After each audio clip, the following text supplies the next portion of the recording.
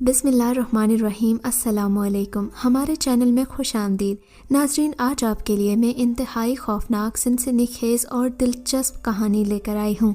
लेकिन कहानी शुरू करने से पहले आपसे गुजारिश है कि अगर आप हमारे चैनल पर नए हैं तो हमारे चैनल को ज़रूर सब्सक्राइब कीजिए ताकि आपको हमारी वीडियोस सबसे पहले मिलें।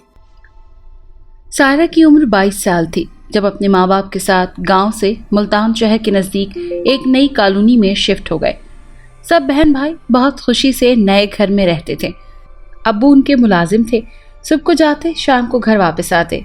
वक्त गुजरता गया, 2 से 3 साल गुजरे उनको नए घर में रहते हुए। तो एक साल कुर्बानी वाली ईद पे सब गांव आए, पूरी फैमिली के साथ 4-5 दिन गुजारे। इसके बाद दोबारा चले गए। कुछ अरसा रहने के बाद सायरा के साथ कुछ अजीब तरह से होने लगा। रात को उठ के घर के सहन में घूमना और रात को ऊंची आवाज में हंसना। पहले तो सब समझे कोई दिमागी मसला है। इलाज शुरू करवाया, लेकिन डॉक्टर्स ने इतना कहा कि दिमागी मसला नहीं है, सायरा के साथ कुछ और मामला है। तो माँ बाप और ज्यादा परेशान हुए कि अचानक सायरा के साथ ये क्या हुआ। लेकिन जूं दिन गुजरते रहे, सायरा की हालत खराब होना शुरू हो गई और पहले से ज्यादा खराब होने लगी। सायरा अजीब तर्ज की बातें करने लगी। एक रात के लिए मुझे अंकल के घर जाना पड़ा। सोचा देखूं आखिर पूरा माजरा क्या है। उस रात तकरीबन 11 बजे सायरा कहने लगी, छोटा बच्चा है, देखो। सब बहन भाई खौफजदा हुए, लेकिन मैंने हिम्मत करके सूरह जिन शुरू की और इसके बाद सूरह यासीन शुरू की। दम करने लगा, लेकिन सायरा को थोड़ा सा सुकून मिला और वो सो गई। तो अंकल और आंटी ने मुझे कहा, बेटा रात के 2 बज गए हैं, आप भी सो जाओ। जैसे ही मैं सो गया, मेरा पूरा जिस्म किसी ने ऐसे पकड़ लिया जैसे कोई रस्सी से बांध ले, हिलने जुलने की ताकत ना हो। उसमें ऐसे ही मुझ पर हुआ और आंखें खोल ली तो मैं अपनी आंखों से उस छोटे बच्चे को देखा। लेकिन उसकी एक निशानी याद रखी कि उसके माथे के एक तरफ सुर्ख निशान था, खून का, जो जिन्नात में काफिर की निशानदेही करता है। उस बच्चे ने मुझसे कोई बात नहीं की, लेकिन बस अपने आप को दिखाकर गायब हो गया। सुबह नमाज के लिए जागा तो देखा कि सब बेआरामी की वजह से सो रहे हैं, लेकिन सायरा दूसरे कमरे की तरफ जा रही थी। मैंने फौरन उसका हाथ पकड़ा, कहा, कहाँ जा रही हो? उस कमरे में, अकेली। तो कहने लगी, भाई छोटा बच्चा उस कमरे में गया है। मैंने कहा, सायरा बच्चे को छोड़ो, आप इधर बैठो, मैं नमाज पढ़ के फिर आपसे बात करता हूँ। अब उसको अपनी चारपाई पर कमरे में बिठाया, नमाज शुरू की तो वो बातें करने लगी जिसकी समझ मुझे वाज़े आ रही थी। सायरा की बातें कुछ इस तरह थी कि आपसे मैं भी बहुत प्यार करती हूँ, आप बहुत प्यारे हो, मुझे अच्छे लगते हो, आप मेरी अम्मी अब्बू बहन भाई को कुछ मत कहो, जो करना है मेरे साथ करो। फिर थोड़ी देर खामोशी हो जाती, फिर शुरू हो जाती। इतनी देर में फजर की नमाज पढ़कर मैं सायरा के पास बैठ गया। सायरा से पूछा, किससे बातें कर रही थी? जाहिद भाई, वो बच्चा आया था, उससे मैंने कहा कि मैं तो नहीं देखा, लेकिन किसी साइड से आया, कहाँ आपके जाए नमाज के पीछे की तरफ से आया। तो मैंने कहा ठीक है, लेकिन मैं इतना समझ गया था कि कोई हादसा ज़रूर होगा। अब जब सब जागे तो मैंने अंकल को घर से बाहर किया, अंकल को अपने साथ वाला माजरा भी सुनाया और सायरा का भी। तो अंकल ने कहा, तुमने सच में देखा है? मैंने कहा, अंकल ये सब हकीकत है, इसका इलाज जल्दी करें जितना हो सके। अब अंकल, मैं और आंटी सायरा को लेकर एक बहुत बड़े आलिम के पास गए, लेकिन उसने दम किया। उसने कहा कुछ ख़ास नहीं है इस पे, और इसकी वजह ये थी कि जब हम सायरा को ले जाते हैं तो वो उसको आज़ाद कर देते हैं, तब सायरा पे कुछ ज़ाहिर नहीं होता। इस आलिम ने कुछ तावीज़ दिए और पानी दम करके पीने के लिए दिया। जो सायरा पीती तो उसका दम घुटने लग जाता। बस 2-3 बार पीने के बाद उस पानी को हमने ऊपर छत पर गिरा दिया और तावीज़ों को नहर में डाल दिया, लेकिन सायरा की हालत ठीक होने का नाम ही नहीं ले रही थी। और उधर पूरी फैमिली परेशान थी कि सायरा के साथ अचानक हुआ क्या है। हर जगह से इलाज, दम, दरूद शुरू, लेकिन सायरा को फर्क नहीं पड़ रहा था। कुछ दिन वहां गुजारने के बाद मैं वापस अपने घर आया। सारा माजरा अम्मी को सुनाया तो अम्मी ने कहा कि तुम ना आते, वहीं रहते उनके पास। मैंने कहा कि अगर अंकल को ज़रूरत पड़ेगी तो वो मुझे बुला लेंगे, लेकिन मुझे अब रात को नींद नहीं आई। मैं उस बीमारी का हल ढूंढने लगा, पूरी रात वज़ाइफ करके अमल करके हाजिरी लगाऊं, लेकिन मुझे कोई सही जवाब न मिले। 3-4 रातों बाद मुझे सही जवाब मिला, वो भी एक ख्वाब की सूरत में। ख्वाब कुछ इस तरह से था कि अंकल लोगों के जाने से पहले उनके घर में 1-2 औरतें, एक जवान लड़की आती थी और वहाँ 3 रातें गुजारते हैं। लेकिन जब लड़की को तकलीफ महसूस होती है वो भाग के उस कमरे में जाती है जिस कमरे का सायरा कहती है कि छोटा बच्चा उस कमरे में रहता है। जब उस कमरे में जाती है तो एक औरत पीछे से जाती है। कुछ देर के बाद एक बच्चे को हाथों में निकाल लाती है तो मेरी आंख खुल जाती है। मेरे जिस्म पे पसीना होता है, सर में शदीद दर्द होने लगता है और परेशानी हद से बढ़ जाती है। अब मैं सुबह को होने के इंतज़ार में होता हूँ कि कब सुबह हो और मैं अंकल से रब्ता करूँ और पूछूँ कुछ बातें। अल्लाह अल्लाह करके सुबह होती है।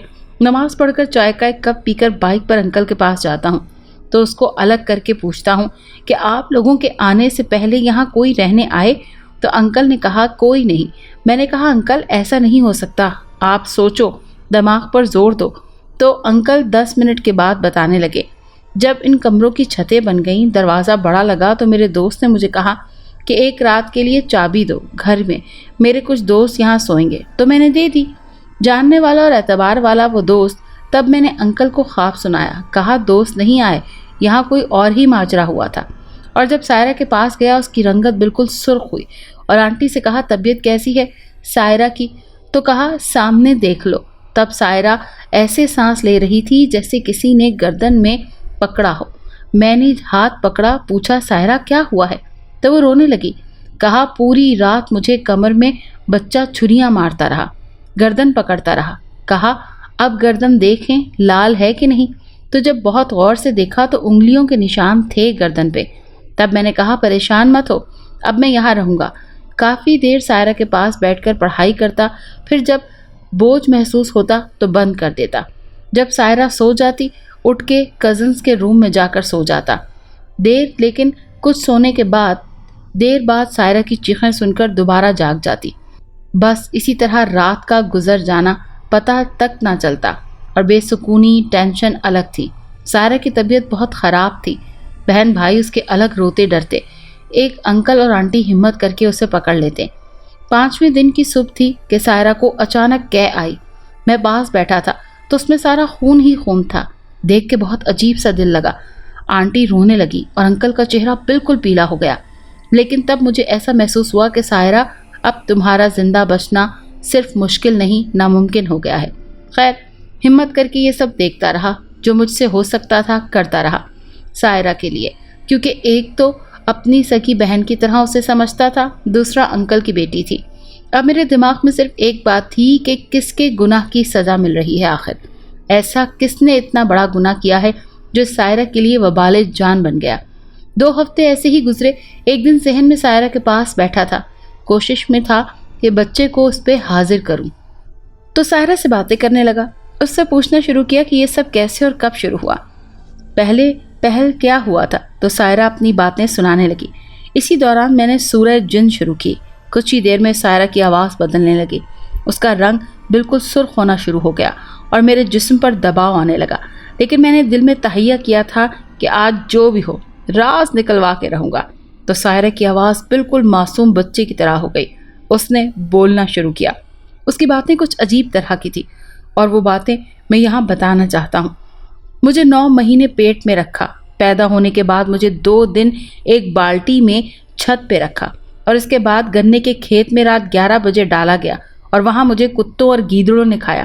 और इसके बाद मैं वही रूह की शक्ल में यहाँ आया, इस घर में रहने लगा और मैं सायरा के साथ मिल गया और इसको मैं कभी नहीं छोड़ूंगा।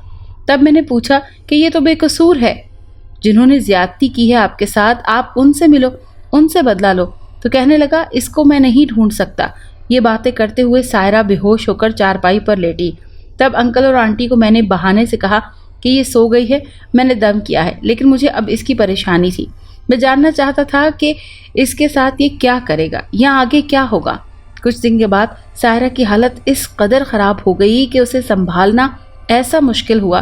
कभी एक दम दरूद वाले के पास, कभी दूसरे दम दरूद वाले के पास लेकर जाते, लेकिन कहीं से सायरा का ठीक होना नज़र नहीं आ रहा और सायरा दिन ब दिन बहुत कमज़ोर होती गई। उसको खून की कै और मज़ीद कुछ गोश्त के टुकड़े भी आने लगे, जो देखकर ऐसी ही तबीयत ख़राब होने लगी। लेकिन एक रात फिर ऐसी तबीयत ख़राब हुई सायरा की बहुत ज़्यादा। उस रात अंकल आंटी भी साथ बैठे थे जब सायरा की आवाज़ बदली और वो बच्चा बोलने लगा। तब उस बच्चे ने वाज़े किया और कहा कि 3 दिन बाद सायरा को मैं मार दूंगा। इसके बाद सायरा की छोटी बहन के साथ मिलूंगा और जब तक मैं 7 खून नहीं करूंगा तब तक मैं यहाँ से नहीं जाऊंगा। तो सायरा की हालत बहुत ख़राब हो जाती है, यहाँ तक कि उसका दिल काम करना छोड़ देता है, सांस लेने में मुश्किलात पैदा हो जाती हैं। अंकल और आंटी उसको मुल्तान कार्डियोलॉजी में दाखिल करा देते हैं। 3-4 दिन तक वहाँ रहने के बाद डॉक्टर्स जवाब दे देते हैं, इसके दिल का वॉल्व बंद है, ऑपरेशन करना होगा। इस बिना पर कोई हल नहीं।